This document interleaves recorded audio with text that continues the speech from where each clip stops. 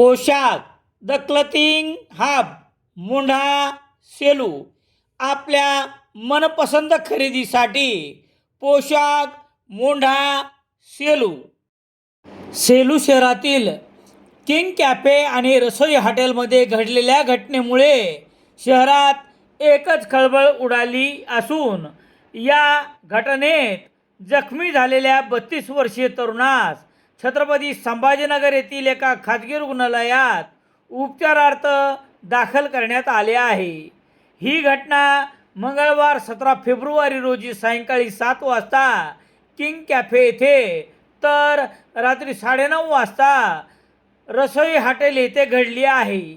याबाबत पोलिसांनी दिलेली माहिती याप्रमाणे आरोपी सचिन धापसे व या घटनेतील साक्षीदार यांच्यात अगोदर किंग कॅफे येथे किरकोळ वाद होऊन उभयतात शिवीगाळ झाली।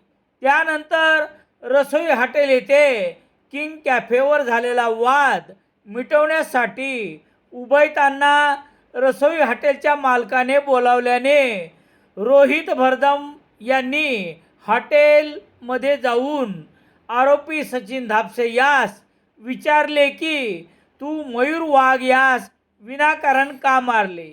या बोलण्याचा राग सचिन धापसे यास आल्यामुळे त्याने कमरेला कोयता ठेवलेला काढून रोहित भरदम याच्या अंगावर धावून जाऊन गळ्यावर जिवे ठार मारण्याच्या उद्देशाने वार करत असताना रोहित भरदम याने हा वार हुकवण्यासाठी डावा हात पुढे केल्याने तळ हातावर वार लागल्याने गंभीर दुखापत झाली। आरोपीने जिवे मारण्याचा प्रयत्न केल्याप्रकरणी रोहित विलास भरदम वय 32 वर्ष राहणार गणपती गल्ली याने दिलेल्या फिर्यादीवरून गुन्हा रजिस्टर नंबर 90/2026 कलम 109 118/1-2 352 भारतीय न्याय संहिता अन्वये सचिन धापसे राहणार गणपती गल्ली सेलू याच्यावर गुन्हा दाखल करण्यात आला आहे। पोलीस निरीक्षक दीपक बोरसे यांच्या मार्गदर्शनाखाली सहाय्यक पोलीस निरीक्षक कृष्णा घायवट पुढील तपास करत आहेत।